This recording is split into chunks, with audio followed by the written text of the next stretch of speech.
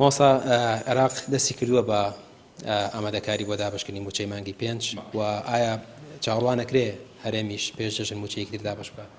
بەناوی خۆی بەخشندەی میهرەبان طبعاً عێراق هەمیشە وا بووە کاتێکەوە جەژن دێتە پێشەوە بۆ ئەوی هاوڵاتیانی خۆی چونکە لە ئێستادا نزیکەی 9 ملیۆن کەس لە عێراقا موچە وەرەگرێ ئەو 9 ملیۆن کەسە ئەبێتە سوودمەند 40 ملیۆن کەس سوودی لێبینێ چونکە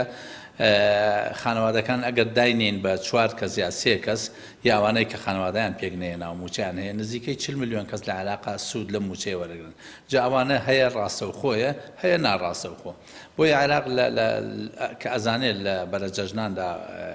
بە حکمی ئەوەی قەزەیەکی کۆمەڵایەتی و ئاینی هەیە خەڵک لە جەژنا پێویستی بە پارە هەیە بۆیە عێراق بڕیاری ئەوەی داوەکەوە دەست پێشخەری بکات لە پێشخستنی موچەی فەرمانبەرانی پرسیار کرا لە بەرپرسانی وەزارەتی دارایی ئامادەی خۆیان دەربڕی بە مەرجێک هەرێمی کوردستان پابندیەکانی خۆی واتە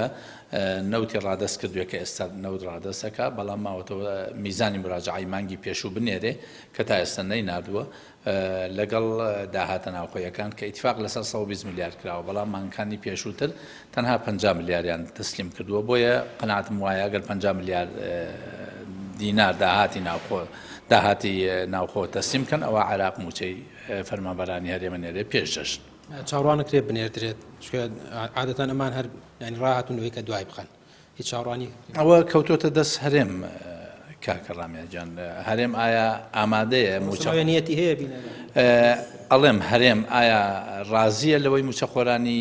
گیرفانیان بەتاڵ بێ ئەوە تەبعی هەرێمە هەمیشە وا بووە یعنی پێویست ناکە ئەمە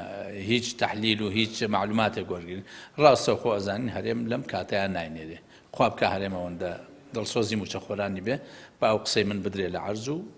ئەو 50 میلیارە بنێرە بۆ ئەوی موچەی فەرمانبەران بێت ئەو 50 میلیاری کە ئەینێرێ ئەمە بە شێوەیەکی کاتی هەتاوەکو حکومەت پێکەندرێت دواتر دەچێتەوە 120 میلیارەکە یان تەوا ینی عێراق ئێستا داواکاری تەنها 50 میلیارەکە ڕەنگە عێراق تەفەهومی ئەوەی کردبێ کە داهاتەکان دابەزیون ڕاستە نەوت بەرز بووەتەوە بەڵام داهاتی مەرزەکان دابەزیون عێراق خۆشی مەرزەکانی بۆ شێوەی لێ هاتووە هەرچەندە نەوتەکەی دوو هێندە پارە ئەکا بەڵام عێراقیەکان با بڵێن حکوومەتی ئێستای عێراق کە تەمسیلە لە زەیدی و کابینە چواردە وەزاریەکەی لەبەرەوەی ئێستا لە ژێر فشارێکی زۆر گەورەدایە بە حکمی ئەوەی تەنها دوو وەزیرواز بێن لە کابینەکەی ئەنجومەنی وەزیرانەکەی شکست دێنێت چونکە نیسابی کۆبنەوەکانی ئەنجومەنی وەزیران بە نیوە زایدیەکە نیوە زایدێکیش لە ئەسڵی 23 وەزیر یا 24 وەزیر ئەکاتە 12 وەزیر ئێستا تەنها دوو وەزیری واز بێن نیوە زایدێکی پێ ئامادە ناکرێەوە ناتوانێت کۆبنەوەکانی ئەنجومەنی وەزیران بەردەوام بێ پرسیارێتی مۆسا کۆبنەوەی کرا لەسەر سیستەمی ئەسیکۆدا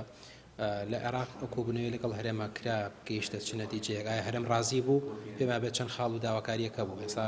گەیشت بەکوێ هەرێم ڕازی بچێتە نێو سیستەمە خۆیان طبعا عێراق سوورە لەسەرەوە کاتی خۆشی 6 مانگ دوای سوورە بەڕووی هەرێم فریای خۆی بکەوێ ئەو نظامی ئەسیکۆدا ئەو نظامی ئەسیکۆدایە هی تەنها بە عێراق نییە و نظامێکی ئومەمی متحیدەیە کە لە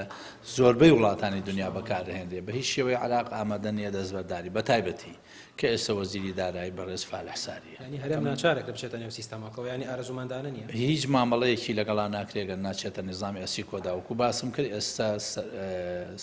با بڵێ وەزیری دارایی بەڕێز فالح ساریە کە من لە نزیکەوەی ناسم